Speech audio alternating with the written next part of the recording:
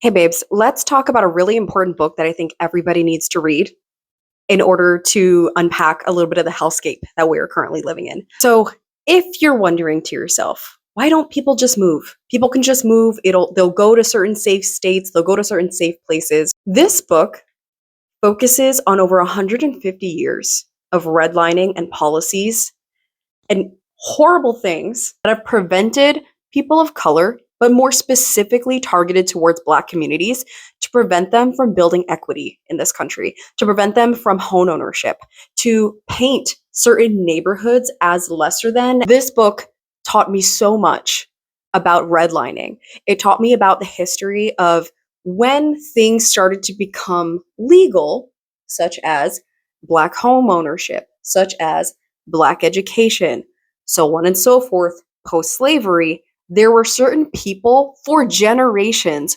working a really long game to ensure that Black people could not succeed by zoning things in ways in which certain developments that like factories and warehouses and things that did not really have great regulation, those were the places that people of color were allowed to live.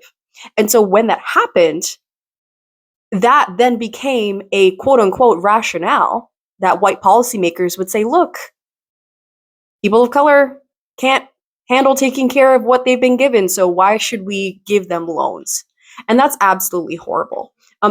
White individuals would push back by trying to sign up for those loans and use their resources to then, once they get equity, to then sell to Black individuals. And the way that those white individuals were punished and run out of town, the way that a certain group that starts with a K was very active in ensuring that redlining stayed the way that it was intended, which was actually built specifically to segregate towns.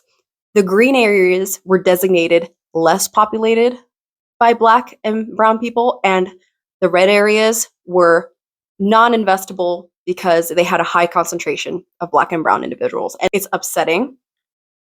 But in order for us to understand where people of color are still not being given a fair chance at homeownership and what we have dubbed the American dream, when that never existed. The American dream is just proximity to whiteness.